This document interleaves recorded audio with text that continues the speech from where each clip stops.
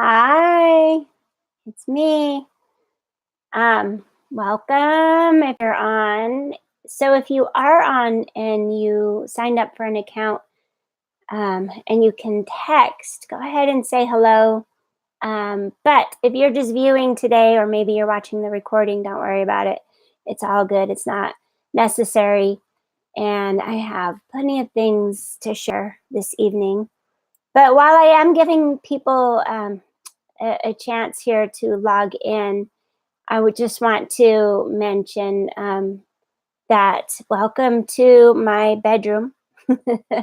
I'm in the middle of a transition between when I lived in Fort Collins and on my way to Maui. And I'm living in a construction zone. My boyfriend is fixing up a house. And so I get one bedroom in this house, and I have to work in it and hang out in it and do my meetings in it. So, welcome to not just my world, but my bedroom. um, Today, though, we are going to talk about effortless flow and karma. And these all go along with the Dharma, hence, that's why this is called Talking Dharma. But Dharma, just in case you weren't here last week or you haven't been able to read any of my other posts, or I don't know how you came across this live event, but just to explain a little bit about Dharma, Dharma is your true path. It's what you're kind of meant to be, what makes you who you are, your authentic self. It's even what makes an artist, a doctor, a rocket scientist, right? You really have to want to study the universe and be really smart and be able to retain all that to be a rocket scientist. So somebody who seeks that out. So Dharma doesn't necessarily always include going to school, though, to learn these things. Some of these people are just naturally good at it. I also like to use Aretha Franklin as a good example of someone who was blessed with some Dharma, the ability to sing, because I saw in an interview that she never once took a singing lesson, and singing was just that natural for her. So that's Dharma. Or LeBron James, how he makes basketball look pretty damn easy. Lindsey Vonn, her Dharma is to just ski, and as fast as she can, no matter how injured she just gets back on and keeps going. So that's Dharma. And we all have this in us. Even a house, you feel like you're just a small little fraction of this world. But yet within that, you do have your Dharma too. You have something that you're naturally good at. Sometimes, though, we get caught up in the everyday and we don't explore that.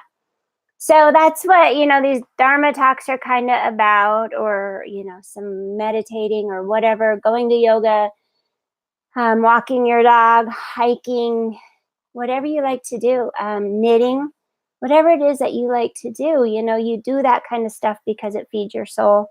And that is a form of Dharma. It's just that Aretha Franklin, her Dharma just grew like crazy. I like to say that my Dharma is that I like to talk. And so therefore, that's why being a yoga instructor and doing what I do fits me so well, because I just love to share knowledge and talk and everything that goes with that. So this is my Dharma. Also, I believe that my Dharma has always been to kind of find a different way of life, something a little bit less mainstream, a little more holistic, and I hop on that path, and it's easy for me. I read about it and I get excited about it, and I have to incorporate it into my life. Tonight, though, effortless flow versus karma. Effortless flow in Sanskrit is referred to as what's called kriya. I didn't put that in my original promoting just because a lot of people don't know what kriya is. But so kriya would be the Sanskrit word for it. Karma, the word karma is part of Sanskrit, actually, even though we all use that term and everything. But kriya is the effortless flow whenever something comes easy to you, like Aretha Franklin singing, or LeBron James basketballer, Lindsey Vonn going straight down a mountain as fast as she can as she skis. So Kriya is that effortless flow. Something comes to you easily. If you love to knit and you're really good at knitting, that's Kriya for you. Or for me, health, nutrition, and figuring out how the body works, and even from a holistic standpoint, is Kriya for me. That's effortless flow for me to retain that knowledge and that information, and then turn around and share it with other people. Karma tends to be known as this kind of tit for tat, right? That we do a good deed and therefore we get repaid. Excuse me. Colorado is super dry right now and it really gets to the throat. So, karma, we tend to think of it again as that tit for tat. Or so it's either the good deed and we feel like we should be rewarded, or we start to question, what the hell did I do wrong to end up here, or to end up with whatever's happening in your life right now, right? Whenever negative things start happening, that's when you start to question the universe. And you start to question, what did I do wrong to deserve this? But when you have effortless flow, when things are just happening for you and you're doing well, you very seldom question. You just keep going, right? You want to follow that flow, so you keep following it. You don't question, wow, why is this happening so well for me? You don't question it for good reason, right? Because sometimes you just don't want to question anything. If it ain't broke, don't fix it. But we should celebrate that a little bit more. We should recognize it a little bit more, because that's the path we should keep following. And to continue following that path, you should somewhat question it so that you can stay on it, right? Rather than taking it for granted, because that's what we normally do, is we take it for granted. And then whenever we fall off of it, we don't know how to get back on it because we didn't pay enough attention to understand how we got there to begin with. So you do need to give the effortless flow a little more thought to it, so that whenever things aren't flowing so well, hopefully you can figure out how to get back on that effortless path. But karma, again, where we start to question everything. What did I do wrong to deserve this? Or we think, oh, I helped a little old lady cross the street the other day, so therefore I should win the lottery tonight, right? So that's karma, right? That's tit for tat. I helped a little old lady cross the street, so why can't I win the lottery? Or you watch the news and you see the people who do win the lottery and you're like, whoa, if that guy can win, why can't I win? And some people, they win that lottery more than once in their lifetime. That's what's even crazier. So then you start thinking, wow, that person's really lucky. And what did I do wrong to not be able to win the lottery? Now, I always like to throw out these extreme examples because we can all kind of relate to these extreme examples. But of course, most of the time, the daily things that we're pissed off about, that we feel like the universe is not handing us what we deserve because we feel like we're good people and we're not getting anything back. Of course, they're those daily little things, not just the lottery. But you know what that is for you, right? You know what you question and why. Maybe not why you question it, but you've had times where you've been pissed off and you're just like, why? Why me? Why me? Anyway, I'm going to stick with kind of the little old lady and the lottery example. But so we set ourselves up for failure whenever it comes to karma. We set ourselves up for failure because, like I said, that huge expectation of, I helped a little old lady cross the street, why didn't I win the lottery? Yeah, we set ourselves up for that failure, because the thing is karma isn't 100% tit for tat. And you could do good today and tomorrow have a bad day. And that good deed might come around to you from somebody else, or even expecting that little old lady. Well, geez, I helped that little lady across the street and then she was rude to me. Well, maybe it's not in the path right there for her to give back to you that 100% tit for tat, but somebody else that maybe you weren't so kind to helps you. And then it makes you realize, wow, that person helped me. I was an asshole to them and they still helped me. Right? So with karma, you actually don't know when you're going to get your payback or what your payback will be.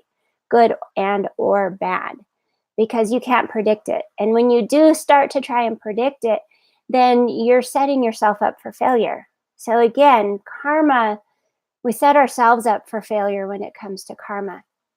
So you need to stop living so much with karma. Granted, you should still be a good person every day. You should still do good deeds every day. But stop having so many expectations, because when we have huge expectations that don't come back to us, then we start to get really depressed and we start to question everything and wonder, why me? So live in a little bit less karma. And whenever that effortless flow opens up, definitely go with it. Question it just by means of, wow, how did I get to this point? Because I want to either stay here, or if I fall off the wagon, I want to know how to get back on this. So you need to, again, don't take for granted whenever things are going good for you. Take notice. Take notice as to what is happening. Or if you can even right now think back at a time in your life when things did go well in your life, and maybe what else was going on in your life at that time. Because you know what, honestly, sometimes whenever we think back about a good moment, there also was something else going on that may not have been as good to you, but yet this flow is going so well that it helped balance out the good and the bad. For example, back when my mother was struggling with cancer and passed away, I had what sometimes I call like the biggest salary in my life. Let's say that. It wasn't the biggest job in my life, because honestly, right now, I think that my job right now, being a yoga instructor and trying to inspire people, is been my biggest challenge and my biggest job in life, even though right now I make less money than I did at the time that my mother was severely ill and passing away. But at that time, I had the biggest salary in my life. I felt like I had the biggest job in my life because I was being compensated very well. So while my mother was struggling with her illness, I wasn't struggling with money. Money came to me easily. I had that effortless flow going on. I was paying my bills easily, putting money in savings, and even having some money left over for whatever. So it's really interesting. Like I said, you can think of a time in your life, maybe financially, where you had that effortless flow going on, but something else wasn't there either. And you always hope that maybe they'll come together and that effortless flow will be together. Right now, I tend to be in a place right now where I love my job. I don't make a lot of money doing it, but my family is doing very well and healthy. So it's kind of that middle of the road. I'm still paying my bills. I may not have money that's left over after paying my bills, but I'm in that medium place right now, where life is just kind of coasting and doing pretty good. And I'm even making the move to Maui. So honestly, I really can't complain. But I'm not at the highest point in my life salary wise, right? So we can all think of these times in our lives whenever one thing might be doing very well and another thing isn't. But at a time when my mom was at her sickest, I was probably still questioning, why me? Why my mom? Why? But in the background, I had the universe giving me something else. It was giving me money at the time.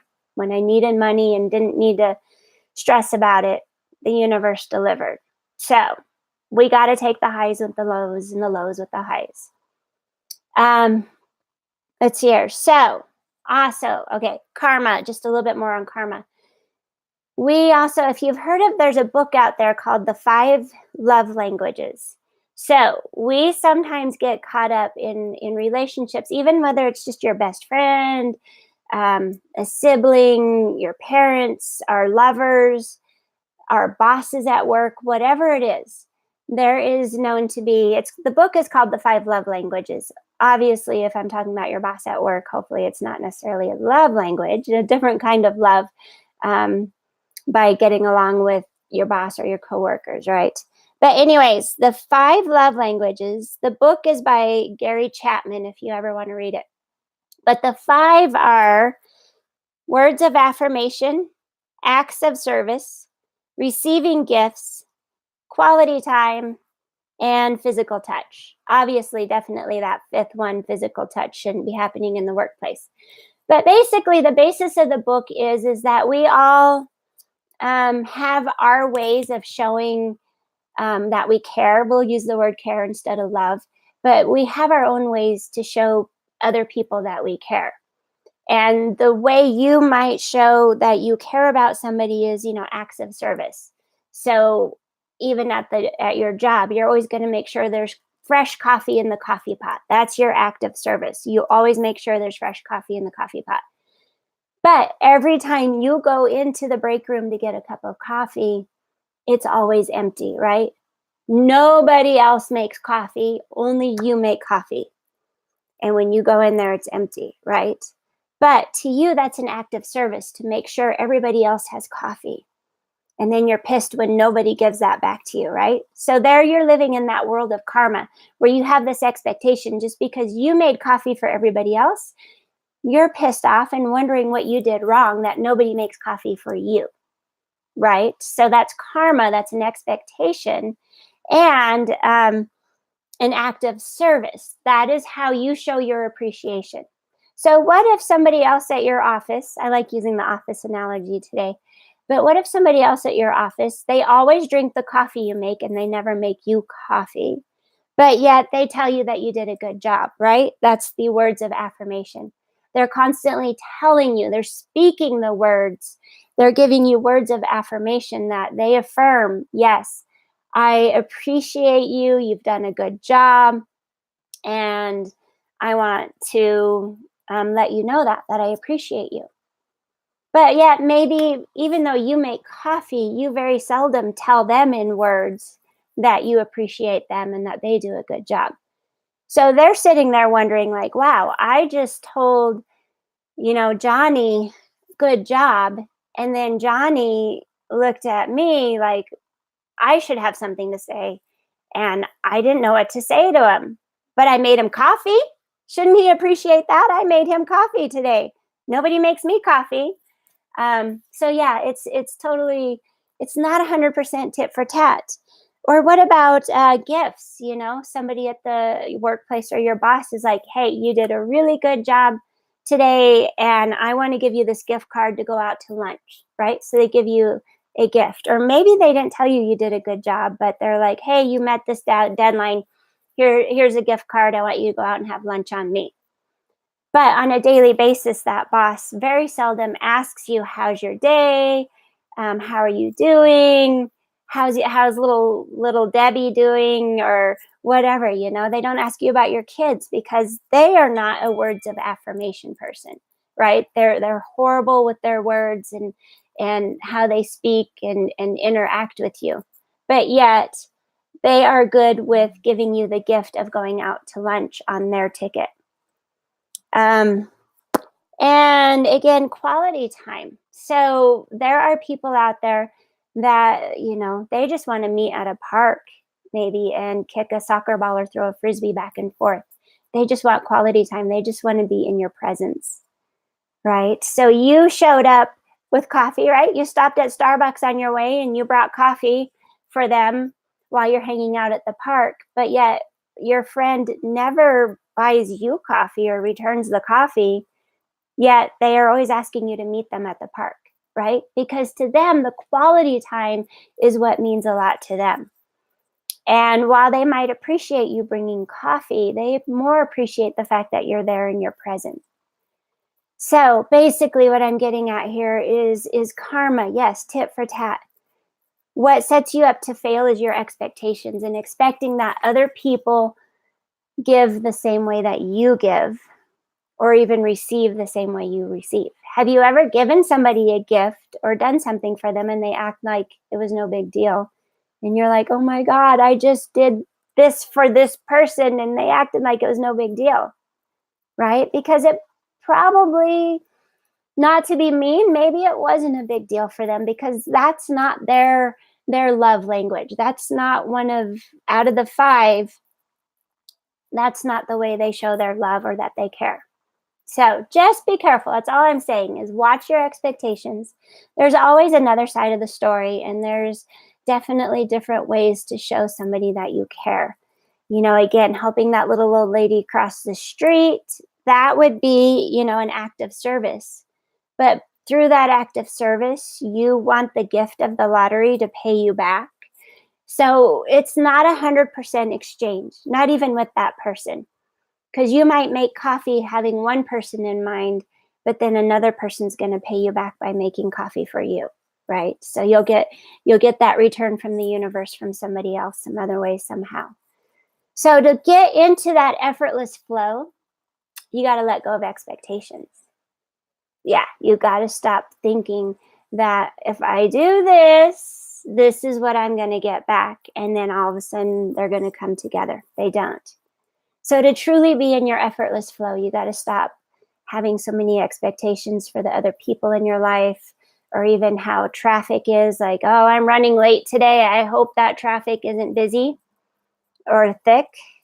And then you get out there and you're like, oh shit, why today? I don't need traffic today, or I don't need the school zone today, or a construction zone today. When in reality, if you'd have just got out of the house sooner, instead of waiting to the last minute to leave, if you just left earlier, then maybe you would have that effortless flow on your way to work, because you wouldn't be expecting the universe to just turn on all the green lights for you. Right? So stop questioning the universe, stop questioning your family and friends, and be yourself. Give whatever your act of love is, give. And then when you're in that Kriya, take notice. Does this feel good? Because I am recognizing that even though I'm an acts of service person, my friend or lover or coworker is clearly a gift giver or a quality time person, right? They don't have a lot of money, but they know they have time, so they give the gift of time. All right, so to stay in Kriya, let go of some of your expectations.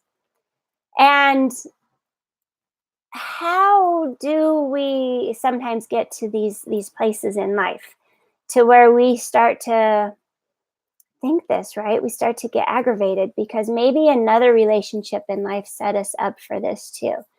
We've all had several relationships in life that we can sit there and say, wow, my ex-boyfriend, he used to do this, this, and that for me. But in the end, he was really an asshole, right?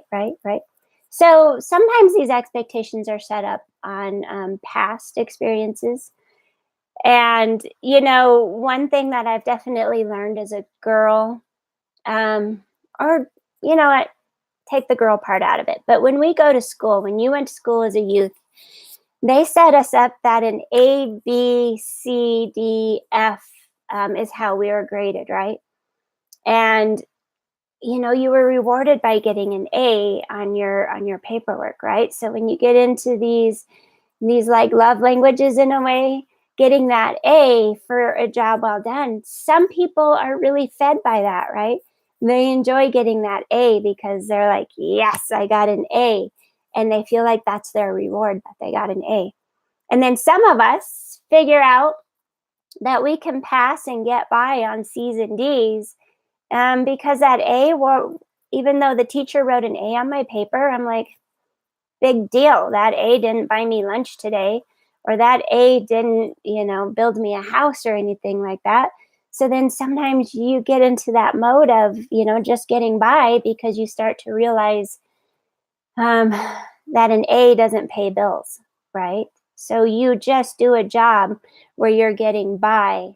You're going to that job because it pays your bills, even though you don't get as excited about it as getting an A on your paper.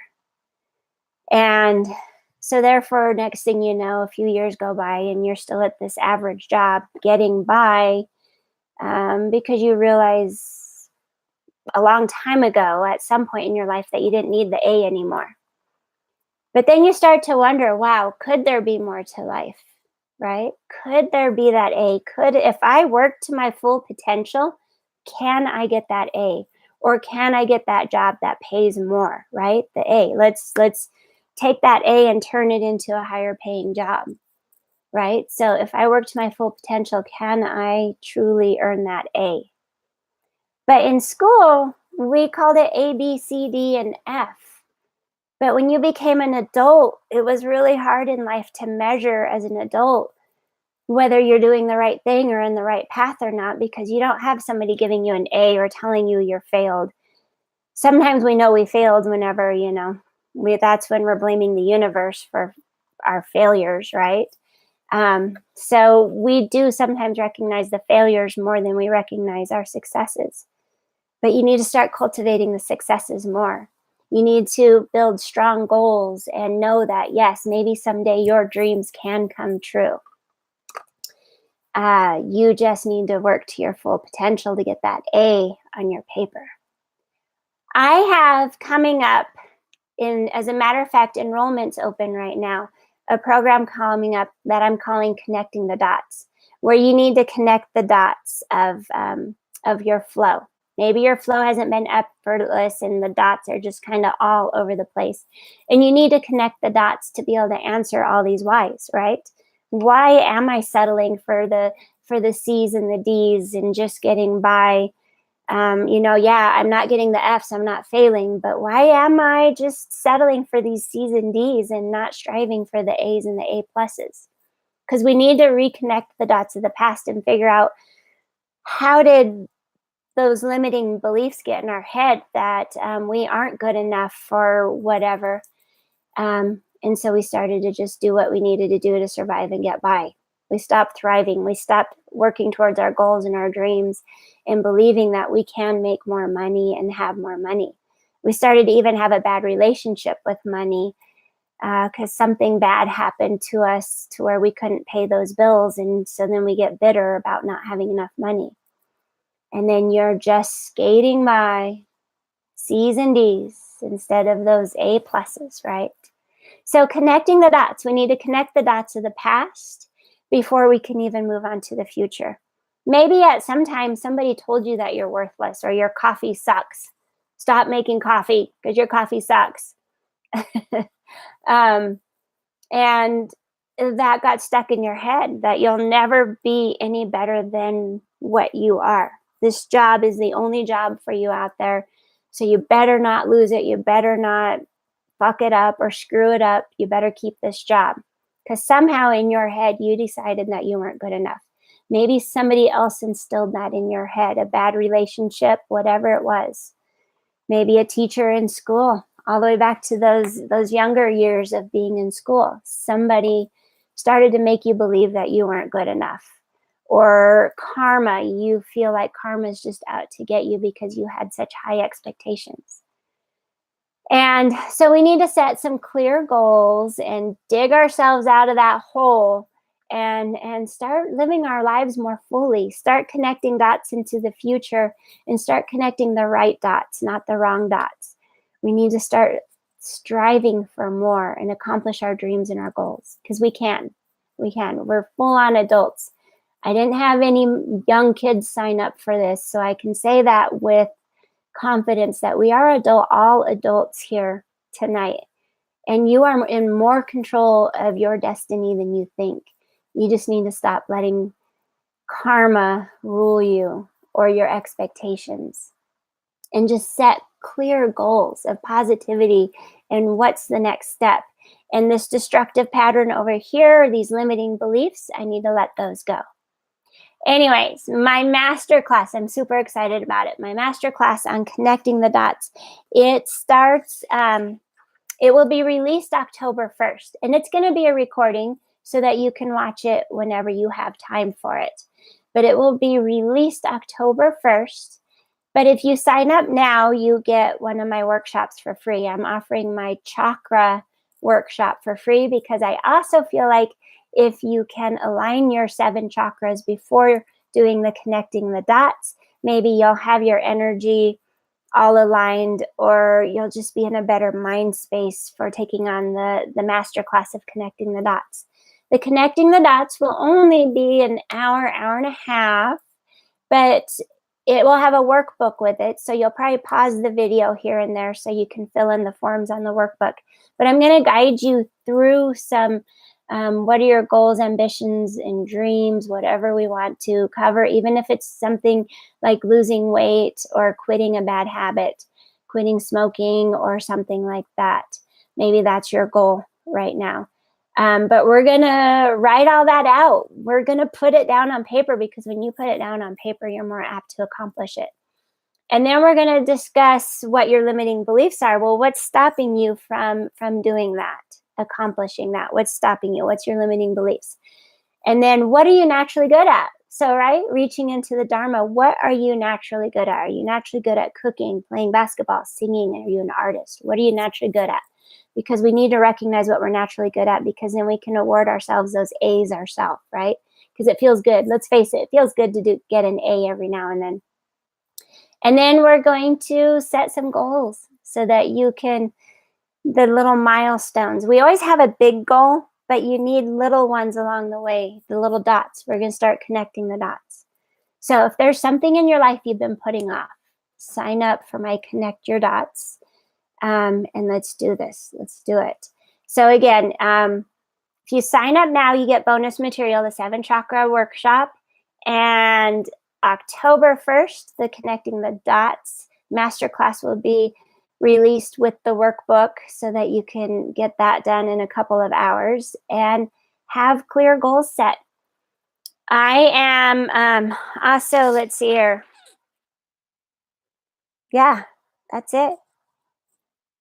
Also, I am only offering it from October 1st through October 15th. So you will only have, well, you have from now until October 15th to sign up. You sign up now, you get the bonus material. I will keep it open from October 1st through October 15th for anybody who's running a little bit behind on getting signed up.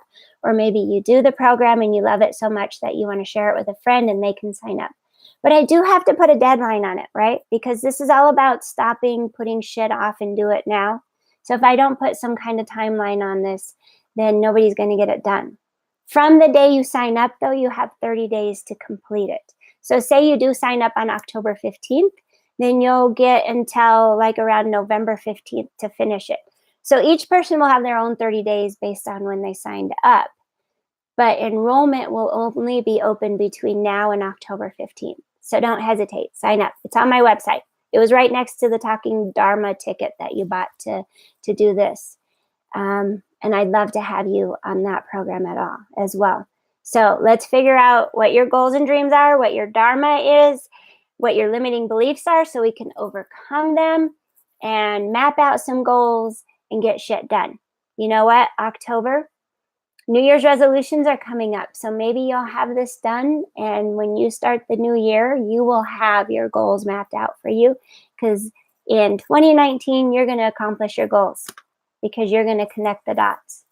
So sign up and get the bonus material. If you have any questions, let me know. You have my email address because I sent you the link for this private live broadcast by using my email address. And you can use that at any time. Ask me questions, vent to me, send me stories, whatever. I love to help people. That's my Dharma, right? And thank you so much for being here this evening. This is where I will leave you. And feedback, love, support, whatever you can give me, I always appreciate it. Thank you for being here today.